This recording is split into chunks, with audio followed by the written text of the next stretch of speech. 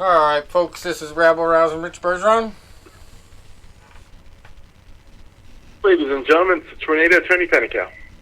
And Psychic Tom Patrick. Crystal ball shiny and ready to go.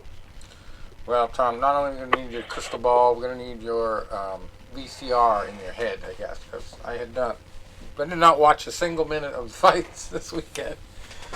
I was down in Massachusetts on a rip-roaring tour of New England. I met John Scully, Peter McNeely, a bunch of other people I did not even recognize. I made a fool out of myself a couple times thinking people were who they were not. But, a bunch of real old school fighters that John got together, and it was a really good event down in Boston that he did. And I saw that it was scheduled for the same day that I was doing my wrestling reunion. And everything kind of worked out for this because I had my truck serviced at this local place, and already I was behind the eight ball trying to find a rental vehicle to get down there to Massachusetts. And so they're servicing my truck, and they're trying to put like a fuel filler neck in, and they fucked it up royally. Like, I couldn't even get gas in it. It would just spit all out everywhere after they did it. So I drove it right up there after I left puddles at the gas station, and I wasn't even really pissed, you know. I really knew the guy. The guy had some wood delivered to his house, so he paid me already for that, and like we had good business going together. And then, you know, he did the repairs, and that happened. So they already kind of owed me something, and they tried to fix it, and they still didn't even fix it right. But you know, they got me on the road and able to use it and get gas in it. So long story short, I just asked out of the blue, like, do you guys ever rent vehicles? And they were like, well, we don't really do that, but let me ask. Turns out they could do a test drive. All they needed was my license. So I took it for a test drive for Saturday and Sunday morning. All day Saturday and Sunday morning. And I used and abused it on the way back, I'll tell you that. It was a nice and smooth drive on the way down there, but, you know, I had an hour to spare when I got to Boston, so I got a little lost, but I found a parking spot near the venue, and then I went in, and it was Dana Rosenblatt's bar. It was Yeah, I saw Dangerous that. Dana's. I take it Vinny was not invited? Vinny was not invited. I was tempted for a second, and when it was only Dana and, like, us, like, four guys that came early in the bar to tell him that story, but like I was just worried that he might not have a sense of humor about it. Yeah, I don't know if you enjoyed that very much. But the camaraderie that we saw, I mean, Scully came in pretty late. There was like half the people there when he showed up, but you know, he did like a big presentation when the two guys who hadn't seen each other in 41 years, and they fought each other, and that was their first time meeting since then. Oh, it's crazy. And then he kind of introduced everybody in the video that he did that I posted as well on my Facebook page. And I'm right at the beginning of it trying to leave. And I end up seeing this guy that I thought for the life of me looked like Mark Breland, you know? And I seen another guy with a Breland jacket on it, so I was like, maybe it's, you know, maybe it's definitely, it could be him. And I started talking to him, like, you know, about the Deontay Wilder fight. And he said something about Mark, and I just kind of played it off. And then I asked for his business card and said I wanted him on my radio show. And it's this guy named Dale Wortham that only has 4 fights professionally, you know, but he knew exactly what I was talking about. It was just like, you know, wrong guy. And then I tried to introduce myself to this other guy thinking he was James Hagler Jr. So I went on Facebook and looked at his picture. And then I looked at the guy a couple times and I was like, he looks just like him. You know, that guy didn't he fit the description, but it wasn't him. And then I told him Peter McNeely was in the room, and he ran over to talk to Peter McNeely. I did shake Peter McNeely's hand, took his picture with Dale Wortham. I told Peter that we had him on the radio show. He obviously had no memory of it, I don't think. He was such a bright-eyed, bushy-tailed guy, though, when he came into that room. And true to, you know, when we talk to him, he looks like he's kept off the alcohol. He was drinking straight water, and definitely looked like he was enjoying himself anyway. Like, everybody he saw, he lit up, and I couldn't tell whether he actually recognized the people because he never like would spit out a name. He would just like grab somebody's hand and shake it and just look right at them until they said something. But he is definitely the most recognizable New England fighter. And he's still like really rambunctious, like when he wants to be, especially when he's around those old guys. Just looked good. Looked good too. He definitely seems like he's enjoying life. And then I went to the wrestling reunion and had a great time there. Thought I left my phone there at one of the venues, but I didn't. The best part of it was, we were sitting there having drinks at the bar, and somebody had asked me something about some kid, and they brought up the name of this kid I had a fight with, and it was like freshman or sophomore year, and it was like right at the close of school. I ended up like breaking the kid's arm. He went and came to school in a cast the next day. But I found myself in the middle of the bar just telling the story, which I had told like hundreds of times since then, But I'm telling the story and acting it all out, and for a second I'm looking around me and I'm going, Jesus Christ, I'm the fucking entertainment right now. So that was a lot of fun, and almost everybody that was anybody on that team showed up. Like, really fun time just getting into those old stories about the competition we had. And the girl I always talk about to really revolutionize the whole thing for women wrestlers, wrestled for Harvard.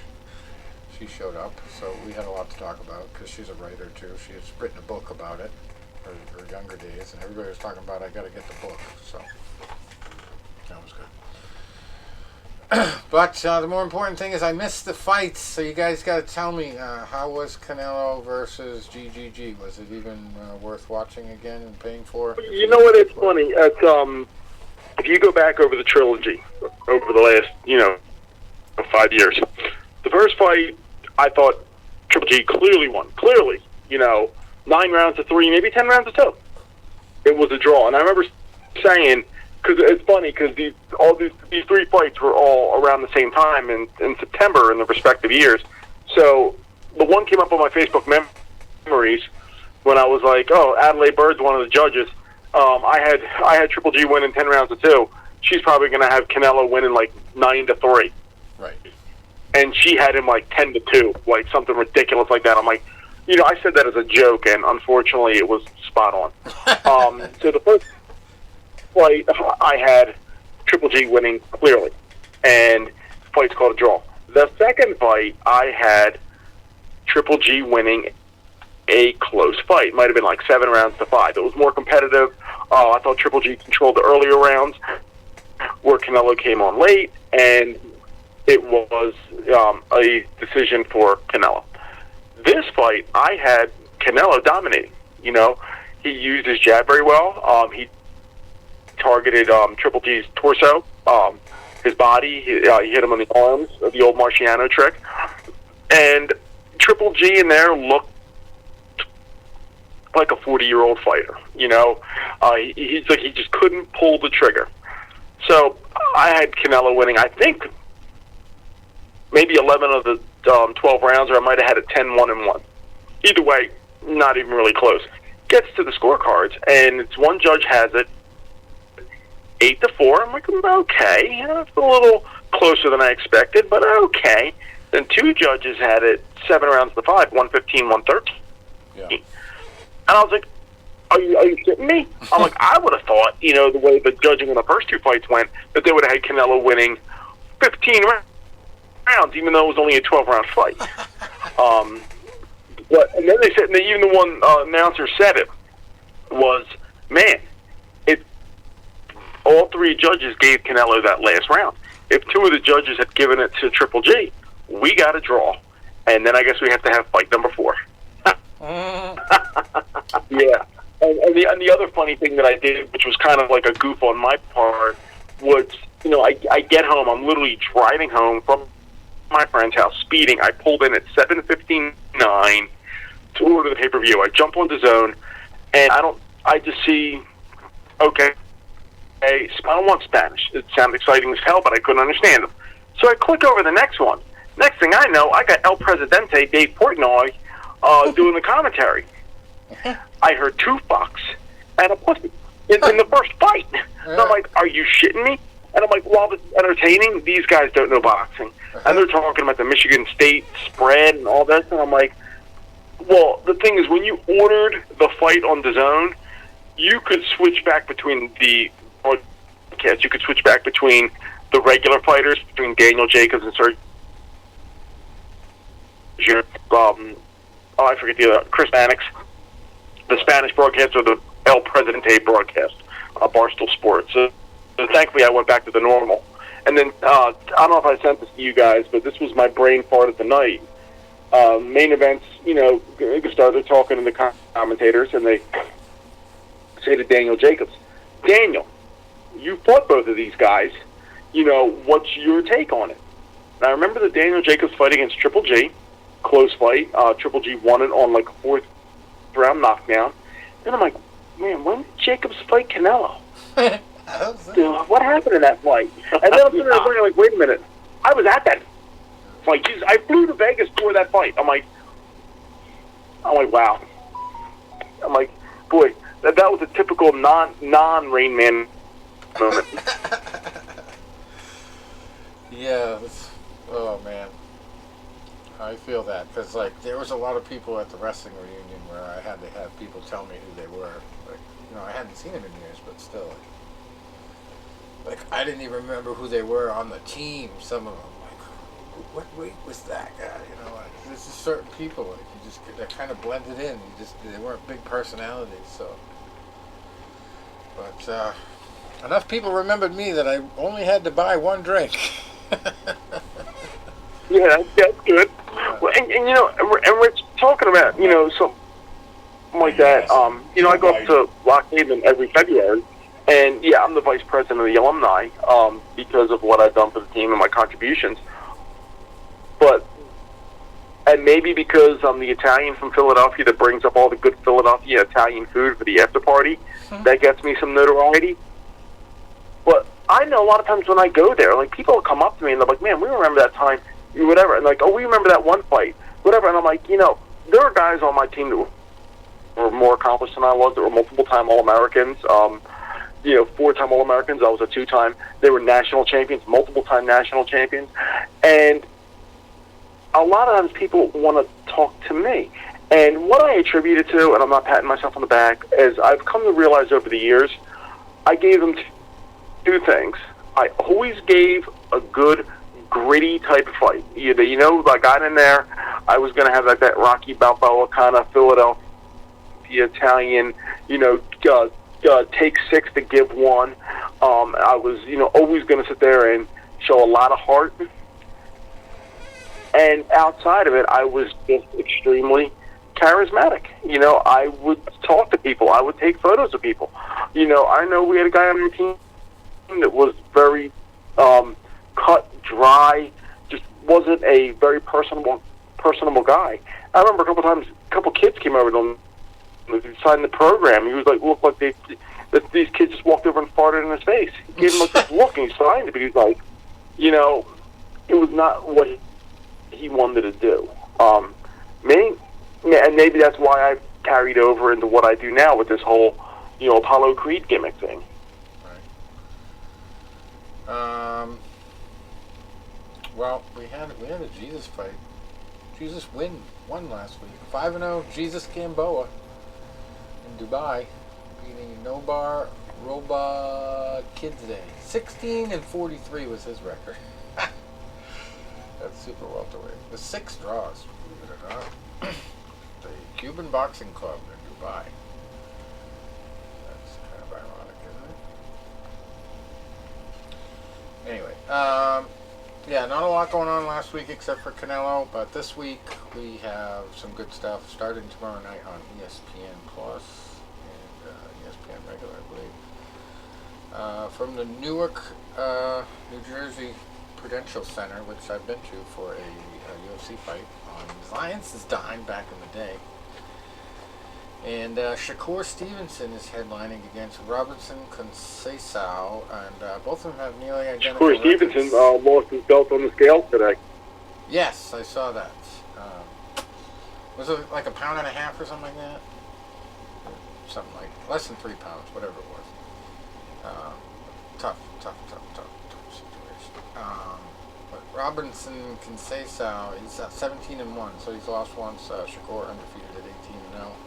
2 titles vacant now on the line: WBC World Super Featherweight and WBC and WBO World Super Featherweight titles. And Stevenson, I guess, can't even get them if he wins, right? Is that the rule? Right. So now, basically, when this happens, when a champion doesn't make weight like that, or if you have a fight, even if it's for a vacant belt, and a fighter doesn't make weight, what will happen is, if the champion retains, if he wins, he basically forfeits the belt and it's vacant. If the challenger wins, the challenger still has a chance to win that belt. So it's basically like Shakur Stevenson will walk out of the ring tomorrow night, win or lose, with no belts. His opponent, if he loses, he comes in basically the same way he started, with no belt and a loss on his record. If he wins, he's a champ. Well, we got 2 other supporting bouts worth mentioning. 8-rounders. Henry LeBron, 16-0, fighting Andy Vences, who's 23-3-1 at super featherweight. And then Jahi Tucker, 8-0, fighting Jose Luis Sanchez, who's 11-2-1 at welterweight. For the big ones on Friday night.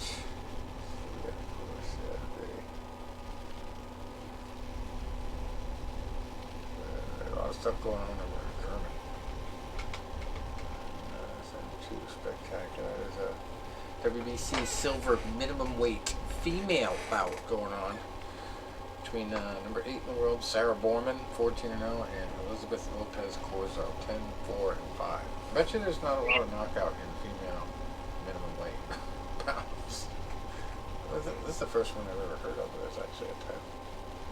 It's a silver one. WBC silver minimum weight title. You'd think there'd be more minimum weight.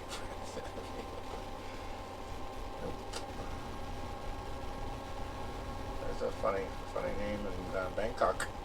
This is a funny name itself.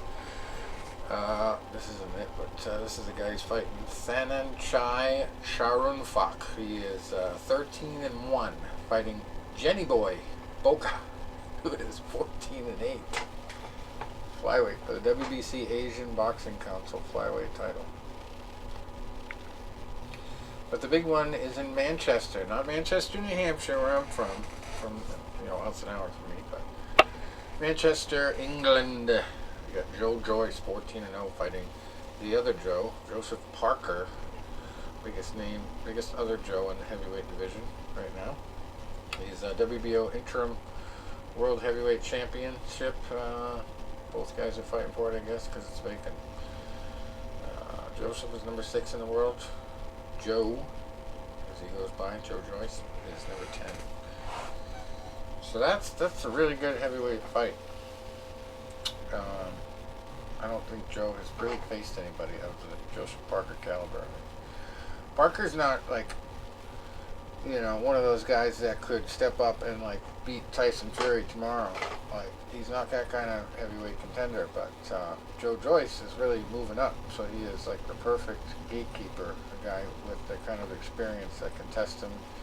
He's got a few tricks in the bag from fighting those bigger names, but he just never really could climb to the pinnacle.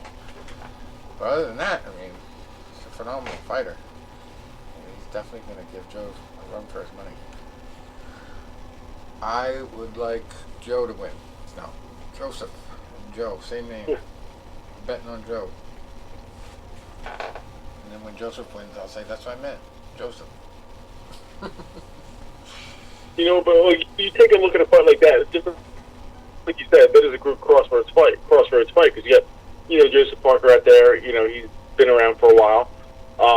And now you have, Joe Joyce, who's an ascending contender, and, it's a good chance to see, what what the young guy can do against the veteran. Yeah. And a real blockbuster card underneath this, too. IBO World Super Featherweight Championship on the line. Anthony Case, 19-1, fighting Michael Magnesi, who's 21-0. 17-0, Ikao Asuman and Samuel Antwi going at it at welterweight. There's 2 British titles on the line there. And then the female fight, former guest of ours, Amanda Serrano, 42-2-1, fighting Sarah Mahfoud, who was undefeated at 11-0, and 4 belts on the line there. IBF, IBO, WBC, and WBO, 10-rounder. Female fight overseas, across the pond. It's good stuff.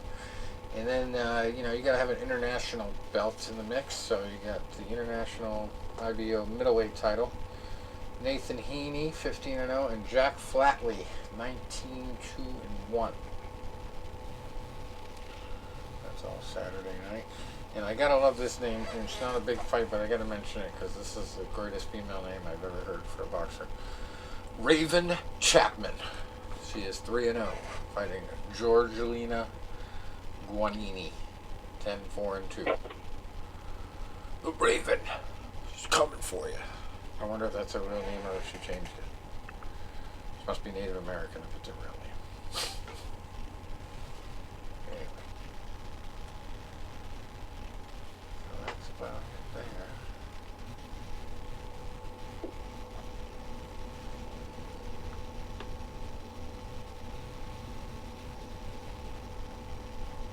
And then we had a big brawl in the UFC division. Well, UFC. Last week, Corey Sandhagen and Song Yadong, I guess his name is. I did not get to see it, but I heard it was quite good. Did you see it, Tom? No. No, I was too busy with the, there was a glory card on the afternoon, and then I was between that and the boxing. I just didn't have the bandwidth for don't even get me started about the damn cable company. If you guys ever have to deal with BreezeLine, get yourself another cable company. Oh man, they suck so bad, so bad.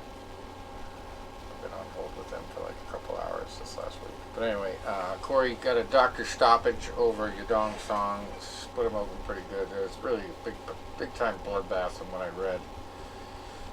So that was in the 4th round. And Gregory Rodriguez got a win over Chidi Njokuani, TKO in the 2nd round, 1 minute and 27 seconds into that one. Andre Feely over Bill Algeo by a split decision. Joseph Pfeiffer at middleweight, TKO'd Alan Almadovsky, 3 minutes and 55 seconds into the contest. Rodrigo Nascimento over Tanner Boser by a split decision. Anthony Hernandez over Marc-Andre Barrio by submission, arm triangle choke in the 3rd, 1 minute 53 seconds in. Damon Jackson over Pat Sabatini by TKO, submission due to punches. I gotta catch that fight somewhere. 1 minute and 9 seconds into that featherweight contest. Doesn't usually happen there. Trevin Giles at welterweight beating Luis Cosque by unanimous decision. Conclac Sufisara over Denise Gomez by unanimous decision. Trey Ogden over Daniel Zellhuber by unanimous decision. And female fight, Jillian Robertson over Mariah Agapova by technical submission, rear naked choke. Javed Basharat over Tony Gravely by unanimous decision. And Nicholas Mota over Cameron Van Camp by TKO in the 1st, 3 minutes and 49 seconds. And I'm glad I didn't do a FanDuel card because there's no way I could have predicted those knockouts. No way. I don't know any of those guys really that well. Next UFC fight is not till my birthday, which is not until next weekend. So Next Saturday, isn't it? Then, yeah. And we got a Bellator fight tomorrow night. We got Benson Henderson versus Peter Queally. Or is it tonight? No, it's not the 23rd yet. It's tomorrow. Okay, Yoel Romero in the co-main event against Melvin Manhoff. Leah McCourt against Diana Silva in a featherweight supporting bout. We got Mads Burnell against Pedro Carvalho. And we'll go through the whole thing. Running out of time for recording here. I didn't delete enough before the show tonight. So I guess we will close it out early. There's not really a lot more we could cover anyway. It was kind of a slow week last week. I did want to, just give this one shout out. I always enjoy, looking at Facebook memories. Sometimes I cringe at what I did back in the past. Sometimes I laugh and I reminisce. And tomorrow, September 23rd, is going to be 10 years since the Marciano statue dedication in Brockton that we attended. Rocky Jr.'s been posted. And the way it worked out was, and tomorrow you figure is going to be 70 years since Rocky won the title from Jersey Joe Walcott in Philadelphia. I saw on one guy is a collector. I've gotten stuff from him before. Bob Pace out of New England. He has the program and he was selling it, and he had it was like $2,500 or something that he was selling it for. And I'm sure that one's in a little bit better condition than the one I have. I was talking to my dad like the one day. I'm like, even if you get however much money, it's like, what is that? It's just money. It's nothing. It's paper. You have something with that and the ticket that is part of your family, and you really appreciate it. That means a lot to me. That the fact that my uncle gave me his father's one of his most prized possessions. The way we worked out that whole Marciano thing was just talk about a stroke of luck. And I always believe that everything that happens in a way is meant to happen. I'm part of this show because our friend John Scully 15 plus years ago sent me an article that Rich wrote about him, and he shared it to a bunch of his contacts on email. And I looked at it and I saw the name Rich Bergeron, and I said, the guy fought for VMI by that name. It was in my weight class that I almost fought in the Nationals, and I almost fought at Lock Haven, because Rich, you were one of the names that was tossed up for me fighting that year before I fought Michael Jordan. And I said, and I said to John, do you know this guy? I said, did he box in college? And John's like, I don't know, but I'll ask him. Then I had an email from you 10 minutes later. We started talking. You fought that guy? Yeah, I fought that guy. I remember that Nationals. Yeah, I remember this guy, blah, blah, blah. And then a couple years later, I'm going up to Boston. First time to a Red Sox game. And, I said, Dad, let's get some Marciano shirts.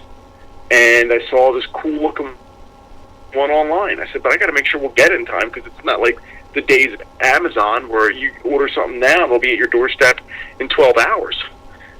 I can still remember your there was a phone number on there. page. I do have that memory. Yeah, the MySpace, exactly. And I called this phone number, and I'm not knowing who I'm talking to. I'm talking to some, shirt company. No, I'm talking to Rocky's nephew, Dennis. And I'm like, what?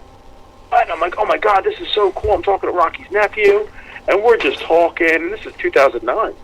And he goes, I want to redo our Marciano Foundation, but I need to know somebody that knows how to do websites. Rich, you know how to do websites? Yeah. Dude, talk to Dennis Maurice, and next thing you know, Rich is working for the Marciano Foundation. And here we are getting invites to this.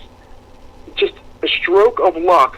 One, because John Scully sent me an article that you wrote, and two, because I needed a T-shirt to go to Boston. And because of that, look at all the great people we talked to. Lou Duva, Dennis, John Ruiz. What was the one guy's name? I met John Ruiz in person. Did we talk to John Ruiz? We did. Oh, you met him in person? No, I never.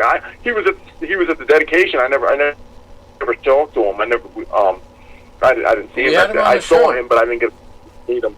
We had him on the show, and I specifically remember the funniest thing he talked about was who was that dude, like Valuev or something like that? The big, huge Russian dude. Oh, Nikolai, yeah, Valuev. Yeah, the guy was like 7 foot tall and covered in hair. I used to always joke about that guy and his big Afghan rug that he had on his chest for chest hair, and I wondered if that was like an advantage that he used to just like rub people against it like sandpaper or whatever. And so we talked to John Ruiz about it, and he said, you know that scene in Along Came Polly where they're playing basketball and the guy runs into the shirtless dude and slides down his chest? Like, yeah, that was pretty much how I felt the whole fight. So he described it well. But yeah, John Ruiz, there's a lot of people we met through Dennis. We got Bobby Chiz too that time, the Mensa candidate. Yeah. Great, smart right. guy. Mickey Sylvester, that was the one I couldn't remember a minute ago. He was a trip. Yeah. We got him twice before he died. Yeah, exactly. And you know what, and like I said, it's, right place, right time. I talk to a lot of my friends sometimes, and they always ask me, well, you always seem like you're meeting somebody. You always seem like you're doing something. I say, you guys got to understand something. You guys live a normal life. You're settled down. You're married. You have children. It's like, what's your big Friday night going to be? Well, we're going to go over so-and-so's house, and we're going to have dinner, and we're going to, maybe do whatever. And I'm like, okay, that's not entertaining to me. I'll go over to my friend's house. I'll drink some beers. Usually we're playing beer pong, and I'm playing like the adolescent type games. Beer pong, flip cup. The alcoholic games. But to me, it's like my entertainment is just going 100 miles an hour. I'm at a game. I'm meeting people. I'm going to a show. I'm meeting people. I'm going to Hulk Hogan's bar. I'm meeting him.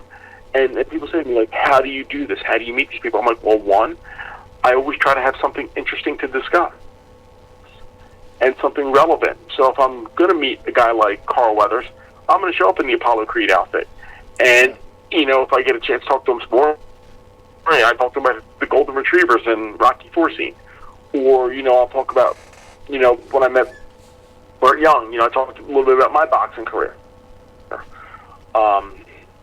And you just have to be personable. Like, I'll tell you what's funny. Last week, being my birthday, I was getting a lot of well wishes on social media, and I remember calling my friend that night. I'm like, yo, bro, I just got birthday greeting from the former 2-time heavyweight champion of the world. He goes, really? I said, yeah, Tim Witherspoon. And when I was at a fight 2 months ago, we're sitting there and we're right by the aisle. I'm there with some friends of mine. We're right by the aisle, and Tim was getting in the war that night. He starts walking down the aisle before the fight starts. He looks over and he sees me. He's like, I know you. I'm like, yeah, I used to, your brother used to bring guys to my college to work at. He goes, oh my God. And he's like talking to me like we were best friends. It's little things like that. And it's, hey, Vinny being in the right place. Day too. Actually, like, he knew us like really well. We definitely have to get him back on the show. But, oh man, he'd be a trip now. He's been through some other shit. Been around the block or two, a couple times. You have to ask him about the movie, everything that happened since we did the first interview. But I met him in person too. Before that, just briefly, and then we met him at the dedication of the statue, and like. He was looking for where the party was at. He wanted us to tell him. He just sat there shooting. Yeah, right. And at one point, he got into a discussion with us about the green belt. Like, the WBC belt was like his favorite. Yeah. He loved that belt. He said everybody was always the toughest guy who fought for that belt back in his day. So. I remember an interview he did. It was his last title fight. He was fighting Eric Luca, who was an undefeated Canadian fighter, or he might have had one loss, which was to Roy Jones, which, when you're a super middleweight and you have one loss and it's to Roy Jones, and you went the distance, that means you did pretty good. Or Jones might have stopped him in the 11th. But Eric Luca was real tall. I think he was a southpaw. Real tough fight. Vinny's like, I got to take this fight. Maybe my last chance, and I really want that green belt. And someone's like, why do you want that belt so bad? And he goes, because it'll match my couch. It's like, I remember watching that fight. I was watching that fight with my dad. We both looked at each other and we just shook our heads and laughed. And I'll never forget the one thing about that fight was that was about 20 years ago, because I had just gotten my puppy, Vinny. Vinny was about 6 months old. And me and my dad are watching this fight, and we're cheering, and we're yelling instructions to the TV, because obviously in Canada, Vinny could hear us and hear all of instructions. And we're like, come on, Vinny, do it. And the dog is getting up like, yo, what do you want? We're like, he's like, looking at us like, we're like, no, we're not calling you, we're talking to the TV, we're talking to the other Vinny. Mm. Yeah, I'm thinking about getting a dog now. It's either I adopt my friend's last cat from that same mother that he's from, the little brother to Tyson from another mother. There's a big incestuous family of cats my buddy has, all black. And this other one's the same size as my cat, came from the same smaller mother. So, now he would have a little brother. It would be interesting because he grew up with Tyson as a big brother. But he seems like he really misses him, so. Yeah, we throw those two together, but he's used to having dogs. The one that I'm going to be bringing in, he's been around 3 dogs his whole fucking life, so I wouldn't be afraid to get a dog around him. It's just Nugget would be a little bit pissed off, but oh well. I'm due. I got to get a hold of the house first, though. I'm still fighting my sisters over that. It's going to get interesting next Thursday because we have a big set of hearings, and the lawyers are funny because they're trying to get out of it already, and like one lawyer just said, don't email me again, I'm blocking your email address, because he filed for a continuance, right? And this is the funniest part of the whole thing so far, because he files for this big continuance and he uses this email where I called him a liar to show how I responded to his request for a continuance to me. And, in the middle of it, it says, if you want to settle, now's the time. There's basically nothing stopping me from getting a summary judgment request because you haven't answered or made any appearance on behalf of your client. And so then, he sends this big motion to continue to the court, and he mentions the notice in his motion, the notice for the hearing. That's a structuring conference for this petition that they want to sell the house right out from underneath me and divide it 3 ways. So he can't be there because he has a jury trial, he says, first of all. And then he says, when I tried to get Mr. Bergeron to continue it, he sent me this nasty email. So I shoot back, well, first of all, you cite the notice, and in the notice it says that you're 2 weeks late on your motion to continue. All those motions were due 2 weeks ago, and you're filing late. So you're either going to have to continue your trial or find another lawyer for this from your firm. Because the second thing I said was, there's 14 lawyers at the top of the letterhead that he freaking sent the letter to me embossed on, And then third of all, he puts a communication in there with settlement negotiation language in it. You cannot use settlement negotiations or discussions of any kind in court. They're inadmissible. They're protected, basically. Nothing inside a settlement discussion can be used in court, even if it's just part of it. So just the word settlement in there disqualified the entire email from being used. So I ended it by saying, that happened, and he should know better as an attorney that there's protections for offers of compromise, it's called. So he's rightfully pissed at me, but he earned it. He earned it. He deserved to be ridiculed at that point. And then one of the other attorneys that I'm actually suing, his name is Willis Sloat, right? Guess what his middle name is? B? B. Willis Bruce Sloat. So, obviously his mother was a Bruce Willis fan. Part of it, right? Right? So I emailed him a nasty message that was only like a couple sentences, but he wanted to delay the thing too and tried to ask me to delay it.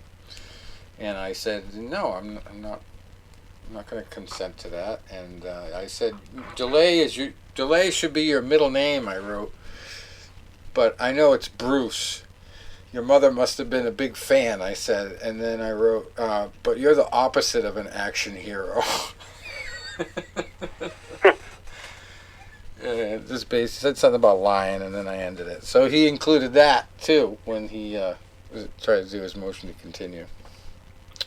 Fucking pathetic. And it's like that. You can't really say that's in bad faith after all the shit they put me through. A couple insults, you know. At least I was civil about it. I didn't swear.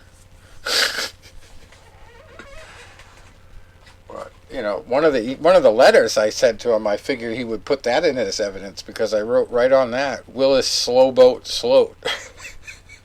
And I told the clerks the last time I went in there, that's my nickname for him. I said, we call him Slowboat. I say. They got a good laugh over that. But there's a new mystery because there's one thing that's kind of concerning to me that they're going to try to use as like a technicality. So I sued my sister Mary Jane. And that's the case where I sued her, the other sister, and the attorney that started all this bullshit. And I looked at the case summary, they call it, which is a docket sheet for the case that I sued them, and there's a different street for her address. All of a sudden, there's this address, St. Botolph Street. And I was tempted to try to drive by there when I went to Boston, but I was like, no, I don't need myself getting a restraining order or whatever. So I skipped it. But she's been living on Beacon Street forever, as far as I know. And she's in the other two cases, when I went to court the other day, I had them look it up, and the other two cases, she's still listed at the Beacon Street address, but suddenly the case that she's had no appearances in, she's got no lawyer representing her in, she's got a different address? And she just happens to have not responded in that case? Like, I know the big thing that they usually try to do in that is say, well, I never got the, you know, the whole pleading or whatever. But it was certified letter signed for, so the state already certified it as served. She's fucked on that account, but I just find it interesting that somehow, with no representation at all in the case, she got her address changed because I didn't do it. And it's an address that's connected to her husband, so that's not a coincidental address or some mistake they just came up with on their own at the clerk's office. Like, somebody did that. So it's like, you know, it could have only been my sister Amy's lawyers as far as I'm concerned. You know, or the lawyer himself who never made an appearance pulled some strings. But somebody did something nefarious there. I don't see it being a coincidence, like, unless they just like Googled her name and that address popped up or something. I don't know, but why would they do that? I have the address right on all the paperwork. Like, it's on the order of notice for the case, her address. So, and she hasn't changed it in the other two cases, so it's just baffling. So maybe we'll find out what happened there next week. And I also, the big thing I found out was, you know, they named an independent administrator. And, you know, seems like a decent lady, but my sisters have been telling her all kinds of bullshit. Like, they told her that I didn't qualify for a loan for the house when they wouldn't even let me go through the loan process because there was a missed payment by my sister in February. And then when she was supposed to be watching the case between the quitting and having a new lady step in, she missed 3 more payments. And I didn't even get those notices until they sent me a certified letter saying we were in default. Because Amy, my sister, who was the administrator, had all the bills sent to her house. So I was freed of any responsibility to send those along to the new attorney that was on the administrator role because they were going to Amy. And she did it behind my back by breaking into the computer system. She had a login. So she went on the computer system and changed it to her address. So I had no way of knowing unless I called them and said, where's the bill? But I just kind of noticed only when I got the default notice that, oh shit, we hadn't paid the bill in a while. I haven't seen bills in a while. And I had a feeling that maybe the independent administrator had changed the bills somehow. And I was fine with that, you know, because she was kind of dependent upon us working out our issues in the other cases before she made any big decisions anyway. But then I called the mortgage company and I talked to them and I found out all this shit. And I was just like, what the fuck? Like, you I am still in charge, basically, with them. They do what I say they do. So, like, they can't let anybody else even talk to them without my permission at this stage. And they're going to try to sell this fucking house out. It's not happening. They're going to really hit a big brick wall next week. And my sister Mary Jane has really not responded, so the way I'm going to break it down is $20,000 each sister and $10,000 for the attorney in damages. So I'll have $50,000 worth of money to fucking throw at this house, get it shored up before winter, hopefully, if it ends fast enough. But if not, I think my sister Mary Jane is tapped out on the attorney fees, and that's why she's not defending herself in the other case. That's my theory. You got to look at your crystal ball and tell me if I'm right, Don. But yeah, that's my adventure. Hopefully we'll have a good square off. All right, well, guys, I'm going to tap out tonight because I got to finish packing. I got a 4:30 a.m. leave time tomorrow. All right, buddy. Well, I'm looking. good chatting. We'll catch up next All right, guys. We got to get Scully on the show. Enjoy the fight. He said See he you would. guys. For sure. Come Yeah, back. please. That'd be great. All right, Bye, guys. later. Have a good one.